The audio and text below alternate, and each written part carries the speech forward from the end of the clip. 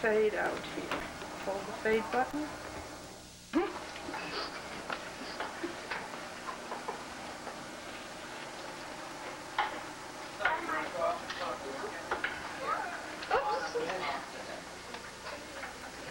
Skinner is here. Go talk to him.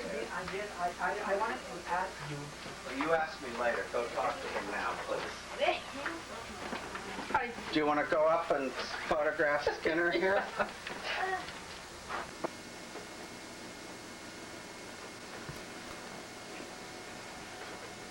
Well, Shall we move all of us, Michael? no, you can stay up here. You ever heard of a barbecue on the third floor? Right. We do it all the time in this office. You don't think we should be outside? Or? This office is a loft. It's the only loft I've seen outside of New York City.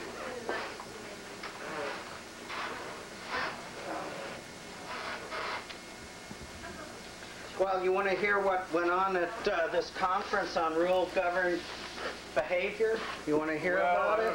Should I? No, is it all? Well, now we'll find out what went on. Those of us who were there. Can you summarize it in a few words?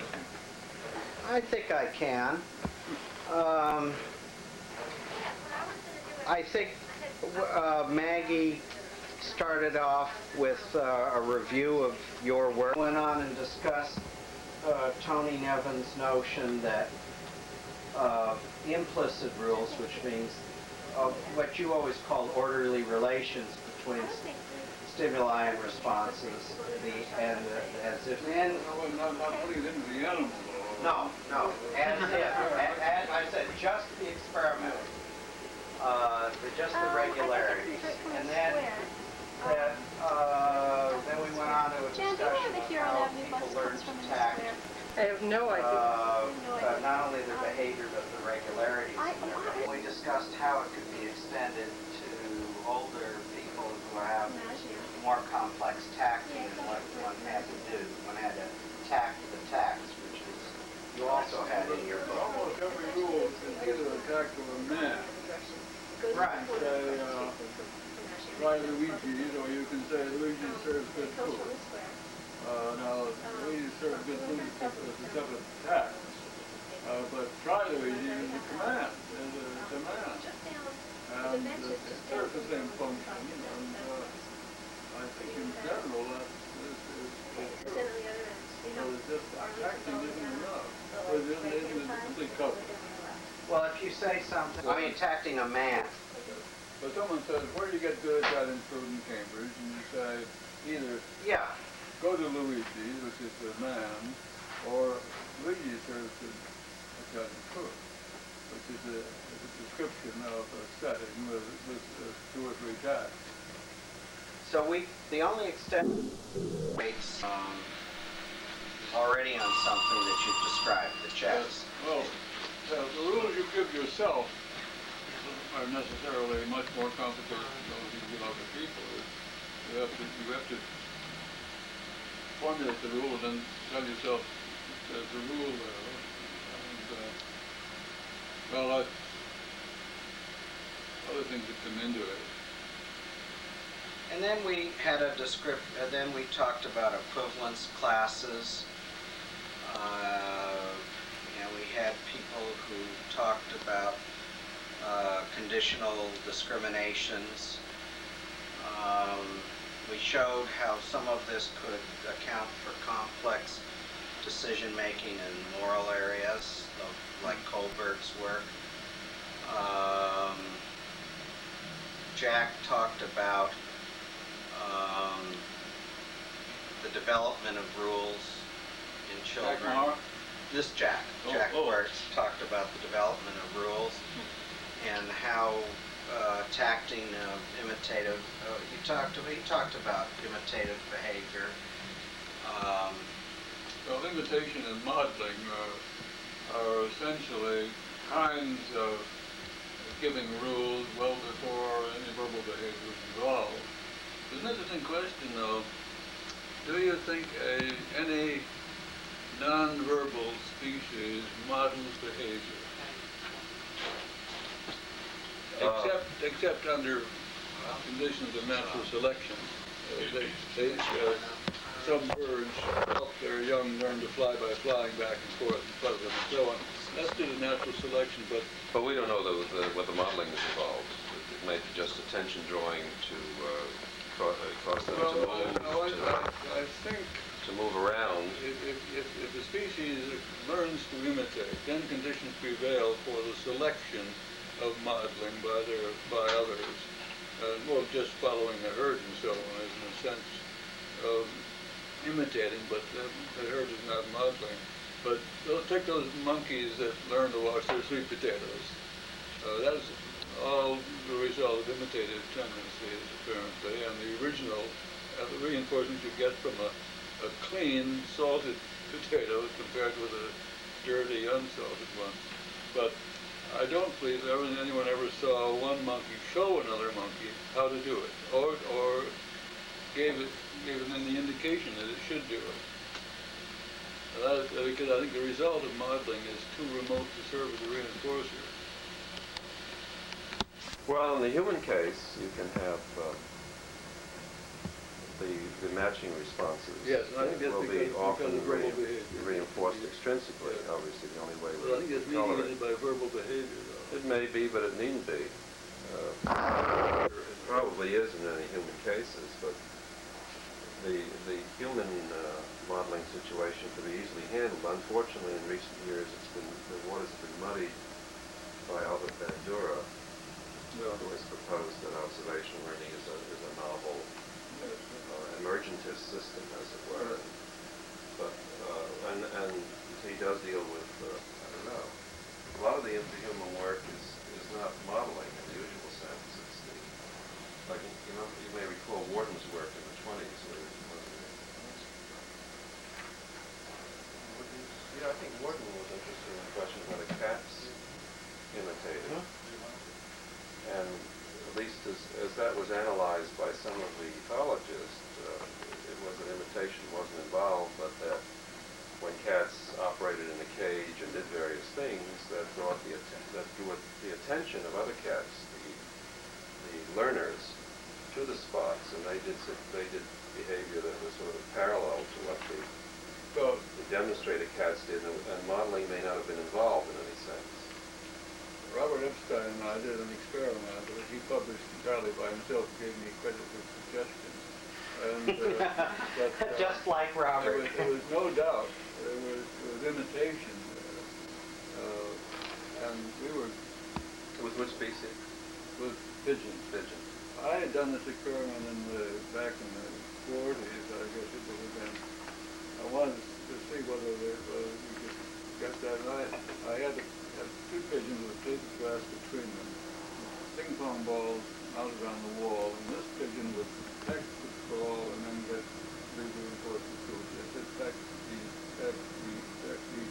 this pigeon never pecked. So that's kind of odd. Put this pigeon on a schedule so it just pecked very rapidly. The demonstrator pigeon. Only occasionally. And we had a girl to watch this pigeon to see whether... The observer. And he was in my office when she came in. She said, the other pigeon's pecking. And sure enough, and then he went on, it was a really clever thing to do. And there was no reinforcement. No reinforcement on this side of the observer. Now, he went on to do a very clever thing. I said, you don't have a ping pong ball on this side, but this pigeon sees all of this. And you take this pigeon away and put a ping pong ball up, and by God, the other pigeon imitates something that was seen sometime in the past. So it's delayed imitation. Yes. Without reinforcement. Without any reinforcement, no. This pigeon never reinforced at all. Well, how would you explain that? It just happens. I don't know. Well, it could have been. You don't have the history of the observing pigeon, do you? Could it be that there are many instances in its history when it matched its response to that of another pigeon, and that response was reinforced? Well, it could be, of course, if you don't have the history. But these pigeons have imitated, had very little opportunity to do that. They're raised likely. And kept in separate compartments. Of course, a pigeon may be, thinking as an ethologist for a moment, pigeons belong to these gregarious species like geese and ducks. They always fly together, they cue each other routinely. One wonders whether there might not have been some genotype factors that predispose the pigeon to match its response. Well, I would argue that that's the proof that all species do this, but we got it quite clearly. And I don't know how many pigeons we tried on it. If it was due to some individual history, it must be something fairly common. To bring out matching, perhaps reflexive Yes, behavior on the part of babies. the daughter that just brought me here, Was this the daughter from the box? she was, yes, the aircraft gave me. And what is her name? Deborah. This is Julie Marcus. No, Julie's my older daughter. This is Deborah Duzan. She's here from London. She's going back tonight, which is why I'm not staying very long. She's here in London? She lives in London. She's an artist. I see. She has sort of British characteristics in her speech. I was wondering about. She has. She's lived there 15 years. I picked that up. But I was playing with her, and she was about 6 or 7 months old.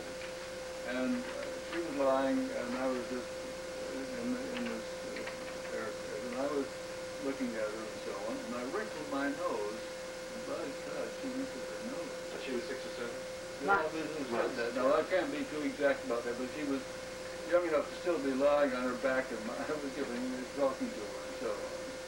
Well, how the devil could she not have known that what I was doing was produced by doing what she did? in 1960, we were working in Israel, and we sort of serendipitously found that when we, working with 4-month-old infants and working with their smiles, when we made facial gestures like opening mouths, we sort of thought the babies were doing the same, but we had bigger fish to fry, and we gave it up. And even then, it was 4 months of age. More or less in the ballpark you're talking about with Deborah.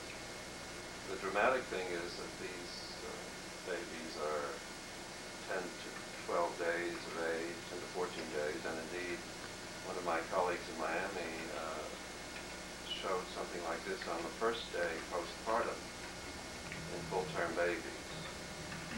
But the people who were in the field, and they're not opera people for the most part, seem to think that there are two types of imitation. They choose to think that this early imitation is reflexive, and that is not the later imitation which they talk about in age, or the different lingos is higher quality type. The type Piaget talked about.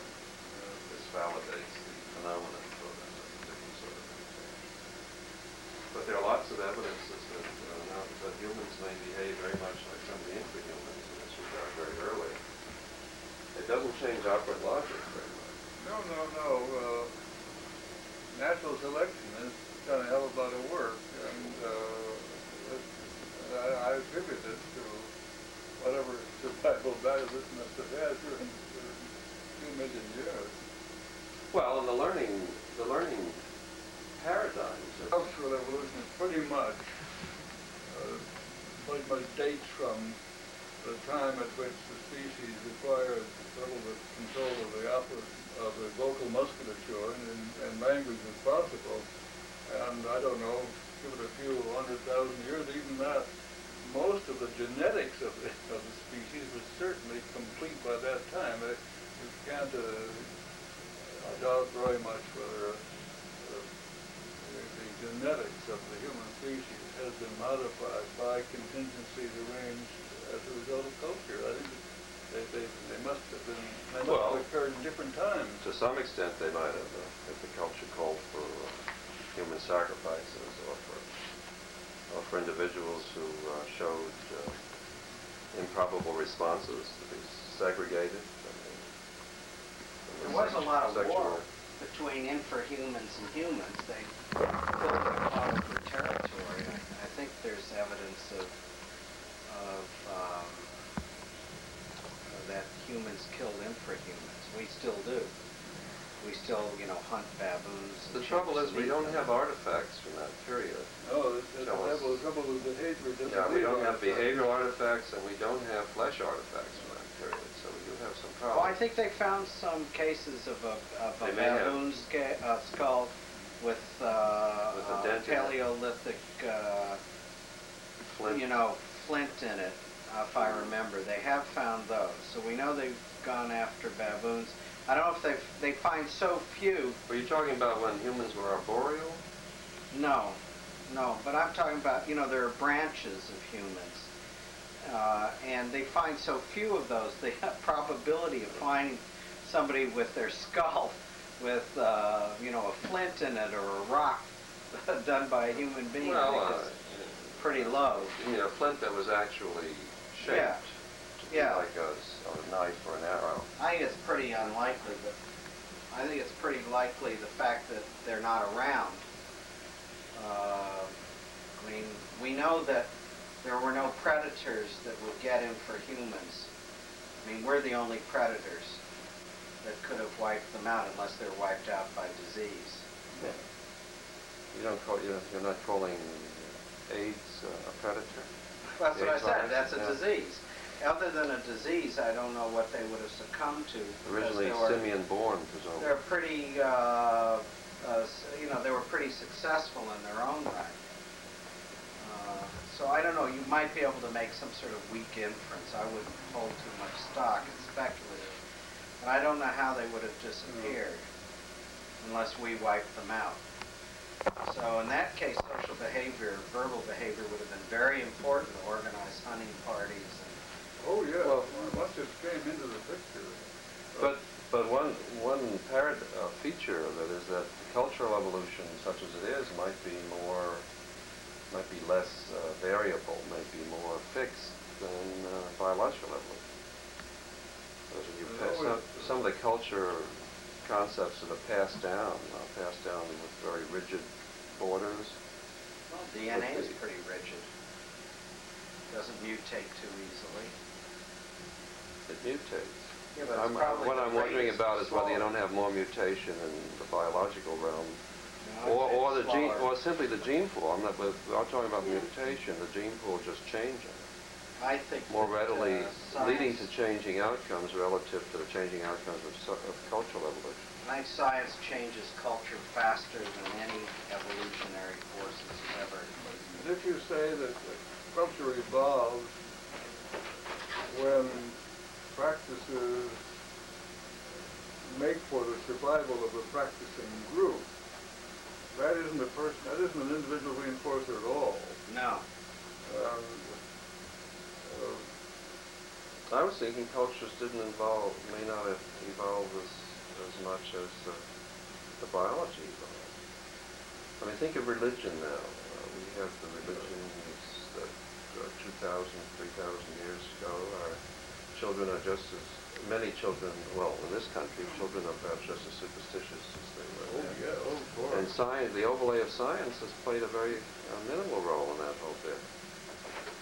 Or it seems to have. Now, what could be the survival value of superstition? Well, I suspect very little. yeah, very little, I think. Although it cuts down such things as stress-related problems. It may cut down stress-related Part problems. of Staten and similar, I think my early demonstration of superstition, I've repeated it many, many times, often as a lecture demonstration, is correct. Operant behavior could not evolve to take into account the way in which a response produced the consequence. All nature could rely on was simultaneity, and hence it follows quite straightforward that an act which follows the response immediately is going to reinforce it, whether the response produced it or not, and that leads to superstition and religions, and you can see it in people all the time, of course, too. And it's nothing to do with any survival value for a culture. I think it's one of the great faults in culture myself. Due entirely to the wrong kinds of consequences. There's an article by a guy who worked with me who learned operant conditioning, and he extends your superstition argument to the stock market and to markets in general. Yeah. And he says that once, if you in fact learn the superstition, you can make money on it. So that if something becomes a fad and you know it's a fad, then you get in early on the fad and you can make money on it. And then after a while, the fad changes. So if you're good at being either starting fads or being early in them, you can make money, Well, and that clearly is provided you reinforcing. also are good at getting out before other people get out. Right. Well, that's the You point. had to So- start getting uninterested in tulips before the tulip market crashed. But so I think there are socially delivered reinforcers that maintain all sorts of fads. I think the examples you give, like cold remedies, medical remedies, and so on, you take something and get better, and so you're more inclined to take it again. However, that's very deferred for a reinforcer, and I doubt very much whether, I think you have to talk about it to get the genuine, get the simultaneity of the thing. I just don't think the facts would produce a superstition. Well, I would think of something like the clothes that we wear. You buy the clothes, somebody makes an immediate comment. And they've had their clothes commented on it. So there's the fad that we all wear collars. I don't know if we really need collars for any particular thing. So these things get established and they're maintained. I watch these animal films on television. They're marvelous. I'm sure some of them are sort of trumped up, but Yes. an enormous number of stuff that we've all seen now that the early entomologists could never live long enough to see. And they had one there of someone had a stuffed tiger skin concealed, and there were a lot of chimps around, and they pulled this thing out, and the chimps attacked it. So now they took sticks and ran over close to it, and the question is, did they throw the sticks, or did they just hit it and run back, and so on? And in many cases, the sticks would go forward, but were they throwing anything? And how do you learn to throw? This film was puzzling.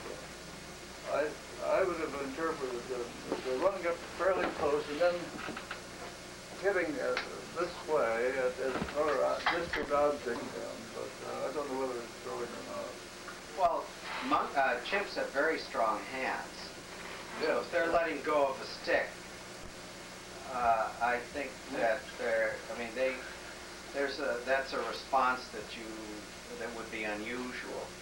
But doesn't chimp ever throw a rock at anybody? They do. I'll tell you one thing.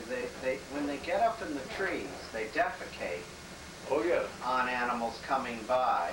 Oh yeah. And they urinate, and they sort of, as an operant, I mean, I don't mean that they just get scared and do it. I mean that they position themselves so that they will bomb them. And so in that sense, I don't know if they're using their hands. What maintains the operant? Well, the animals leave. Oh, I see. Well, that upper control of that musculature is a question too. I've always suspected the seagulls did the same thing, but I've never been able to prove it. But the cars don't leave. The people could. What? People can leave, but I was thinking cars don't leave. Yeah, but the rate of getting attacked by seagulls is quite high. If you've ever lived on Monhegan Island, they seem to seek.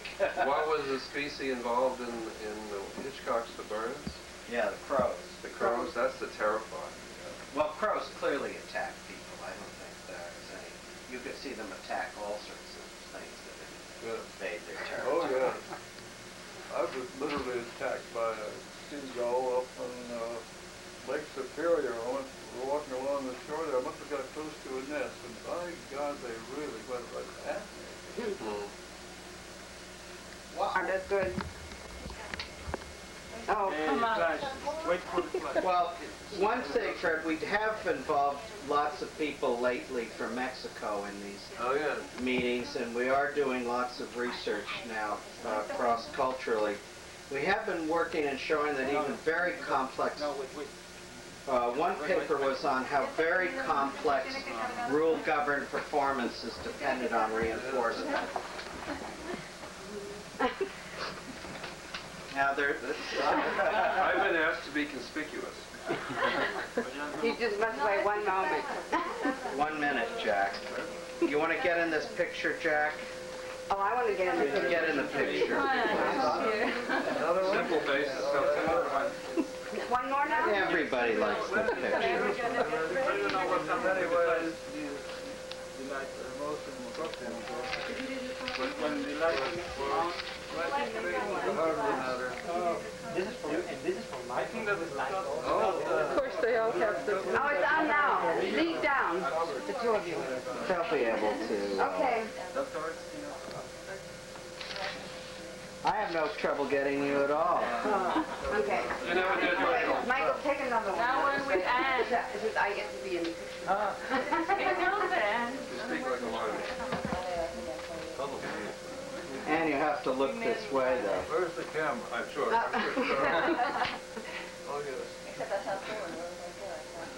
Good. 1 second. There we go. I take lots of pictures. This is going to go great in Mexico, right? It's probably going to be on the front page of what is it? It's good to Once a have. month. Understanding your child. I get I mean, there are all these students, like, I have gotten 4 who've come in and study moral development. I feel comfortable doing it alone. Well, you know, I have a whole group with you, and they're totally satisfied. Thank you very much. Yeah, but Thank you very much. Michael? Oh, thanks very much. I was very glad you came.